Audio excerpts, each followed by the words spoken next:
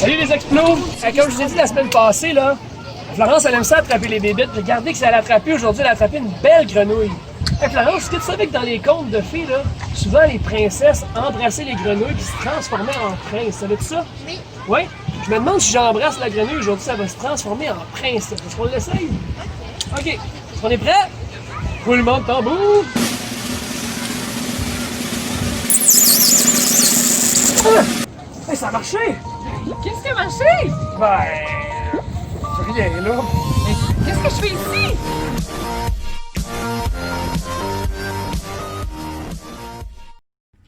Allons les amis, on va prier ensemble. Merci Seigneur pour les explorateurs, parce qu'on a de la vie, parce qu'on peut jouer. Amen. Mais Dieu prouve son amour envers toi, en ce que lorsque tu étais encore pécheur, Jésus est mort pour toi.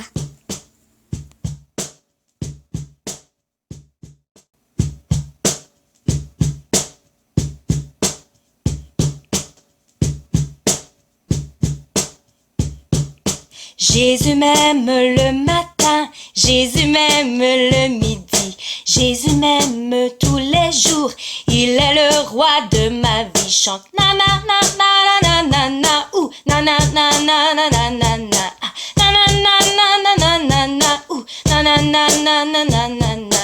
Oui, Jésus m'aime, oui, Jésus m'aime, oui, Jésus m'aime, la Bible me le dit.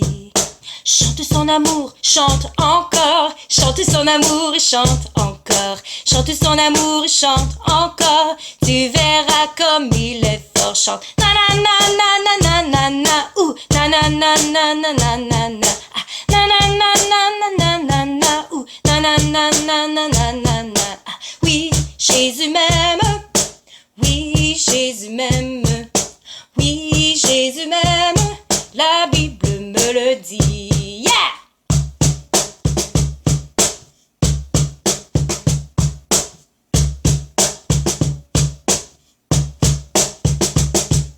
Jésus m'aime le matin, Jésus m'aime le midi, Jésus m'aime tous les jours, il est le roi de ma vie. Chante na na na na na na na ou na na na na na na na na na na na na na na ou na na na na na na na na. Oui, Jésus m'aime, oui, Jésus m'aime, oui, Jésus m'aime, la Bible me le dit. La Bible me le dit, la Bible me le dit.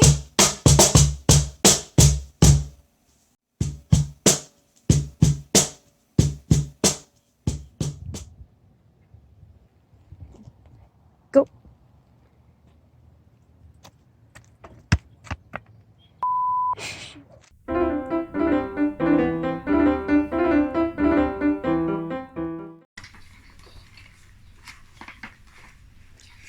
À tous ceux qui l'ont reçu, la parole et la lumière, à tous ceux qui croient en lui, Jésus, il a donné le pouvoir d'être enfant de Dieu. Jean 1:10. Qui le cru.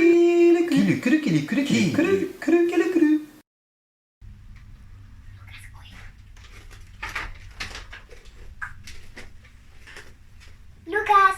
Ah, bonjour Madame Annick. Je voulais justement vous poser une question. Est-ce que je suis vécu que moi ou son histoire a été une invention? J'ai hâte de savoir la réponse. Bye bye!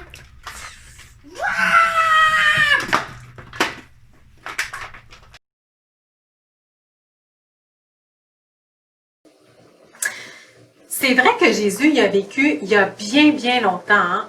Plus de 2000 ans en fait. Et on pourrait croire que son histoire a été inventée, hein? C'est ce que certaines personnes disent parce que il y a plus de témoins oculaires, hein, aujourd'hui qui sont encore vivants. Des témoins oculaires, ce sont des personnes qui ont vu la personne ou la situation et qui peuvent le rapporter, hein? Ce sont des témoins. Mais tu sais que c'est le cas de plein d'autres personnages historiques, hein, Jacques Cartier, Cléopâtre, Jules César. Les témoins oculaires ne sont plus vivants pour eux non plus, hein. Donc, ce sont dans des livres, hein, dans des livres d'histoire qu'on peut lire justement leur histoire.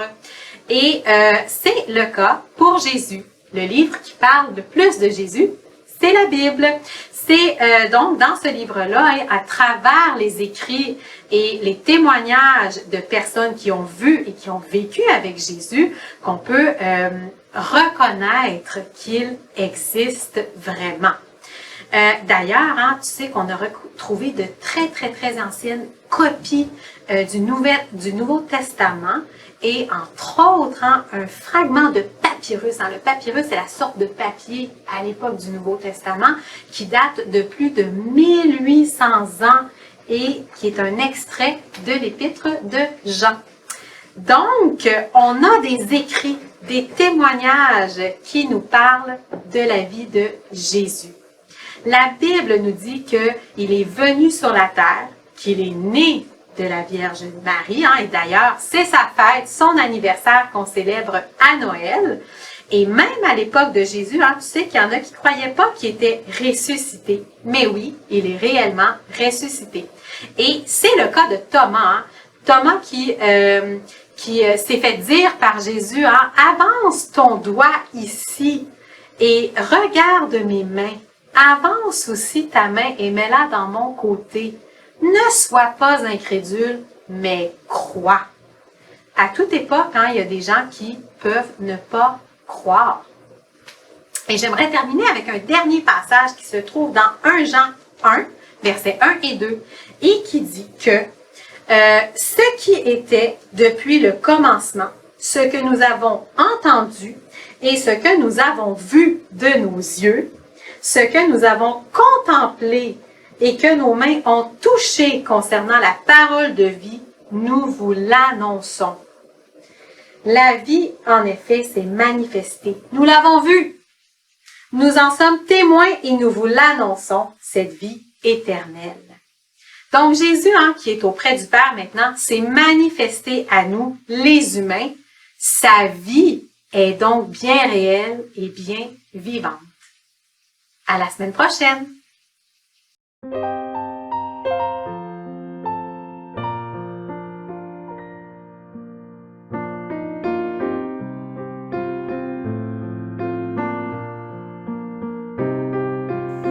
Les enfants, c'est l'heure du coucher.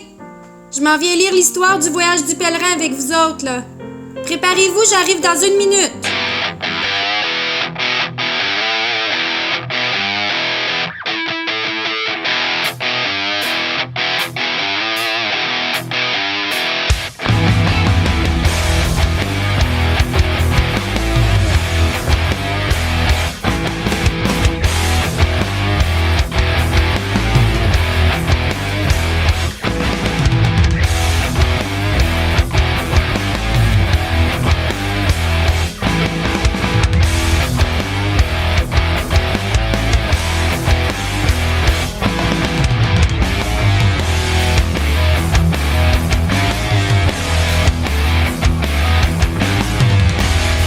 Les enfants, c'est l'heure du coucher. Je m'en viens lire l'histoire du voyage du pèlerin avec vous autres, là. Préparez-vous, j'arrive dans 1 minute.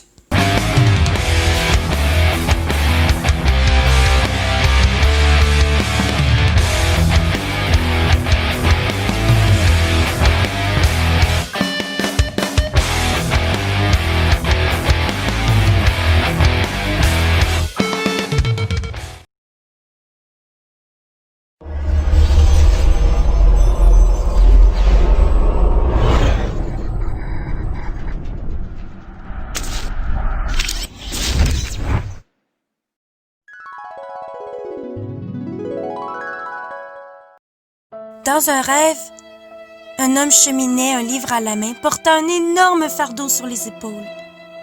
Il apprend que sa ville nommée Destruction va être détruite par un incendie gigantesque. Enfin, Évangéliste lui montre le chemin à suivre vers la petite porte en bois pour ensuite être délivré de son fardeau, une fois pour toutes. Passant par plusieurs obstacles et difficultés, Chrétien se rend enfin à la colline des difficultés et passe l'épreuve des lions rugissants. C'est maintenant l'heure du palais des merveilles.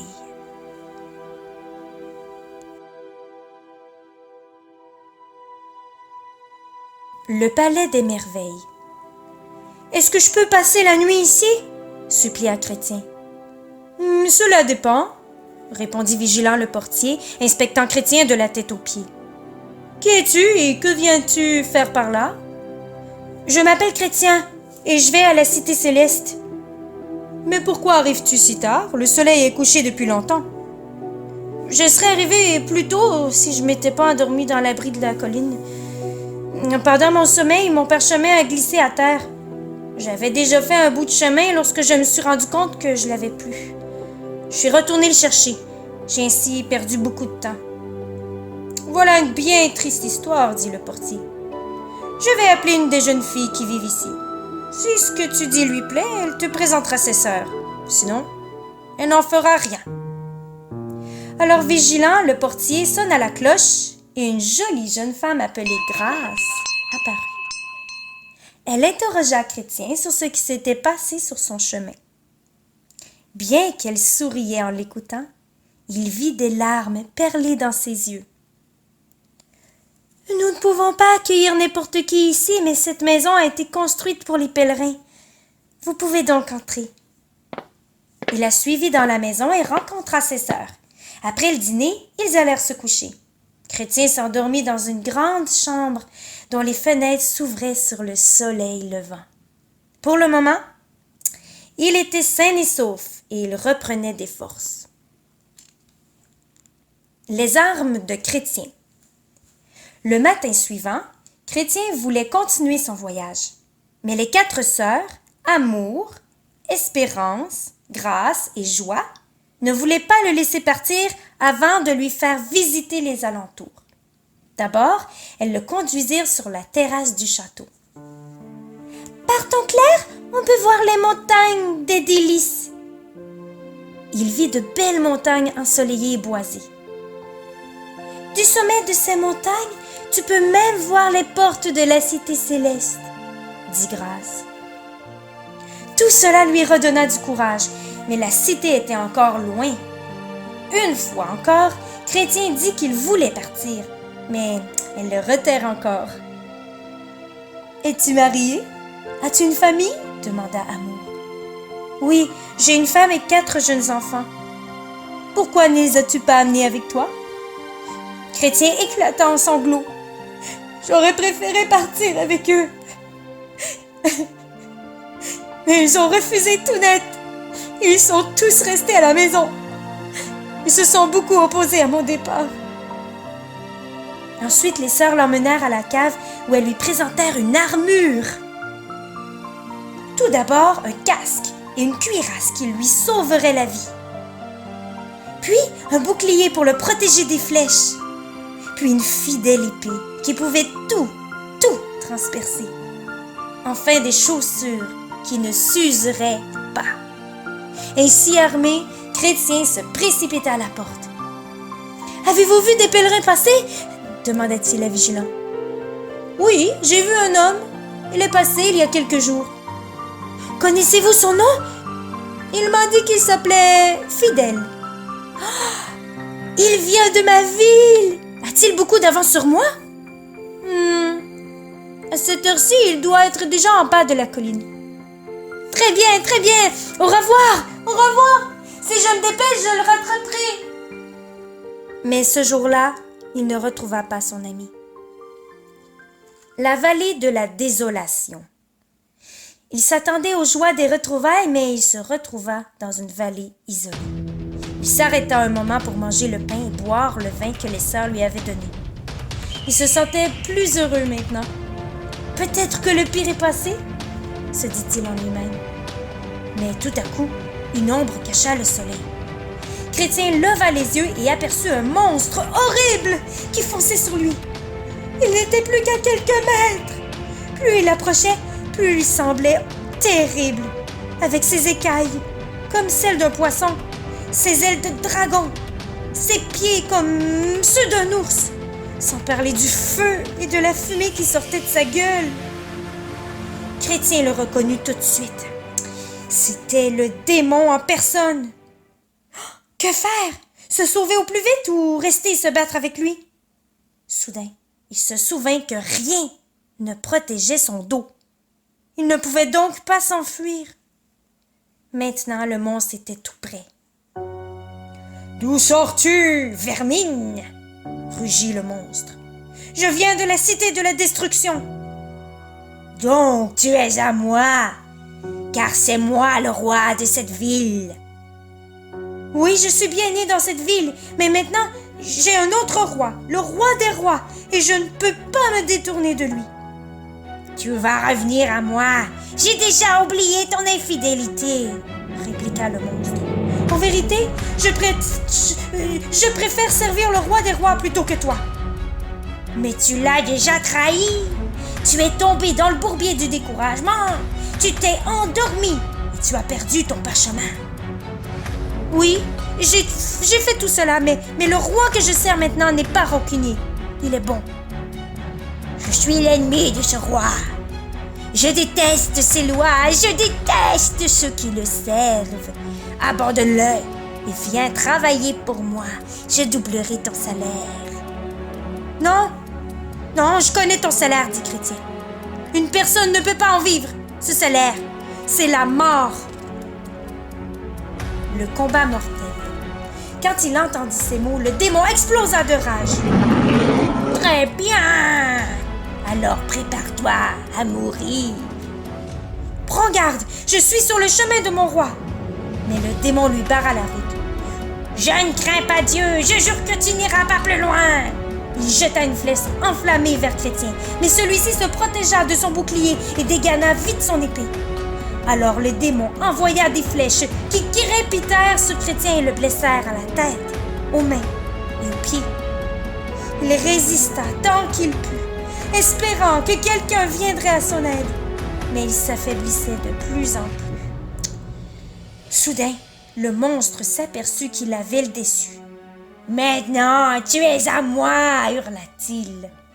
Il frappa Chrétien avec une telle force que l'épée de Chrétien lui échappa.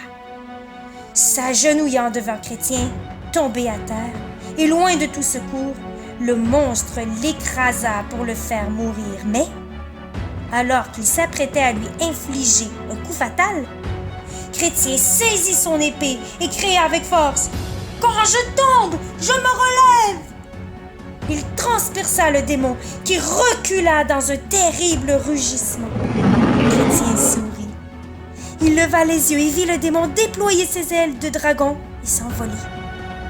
La bataille était finie, mais Chrétien était blessé. C'est à ce moment-là que Dieu l'envoya vers l'arbre de vie. Chrétien pressa les feuilles sur ses plaies qui guérirent immédiatement. Avant de se remettre en route, Chrétien s'assit pour manger.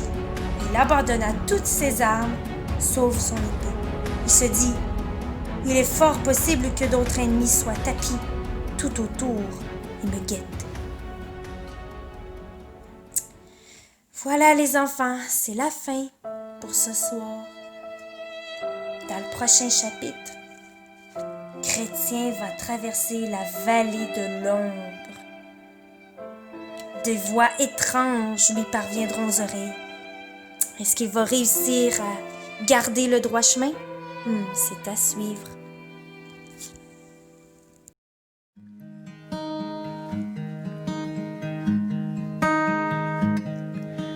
Jésus-Christ reviendra, sa promesse est certaine.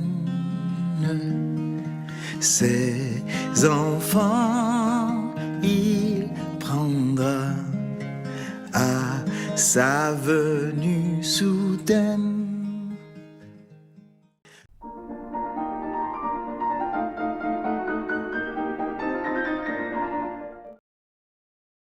On va prier. Merci Jésus parce qu'on peut avoir notre jour de vie. On peut être avec les explorateurs. On peut avoir du fun. parce que vous pouvez être dans l'église. Amen. Amen.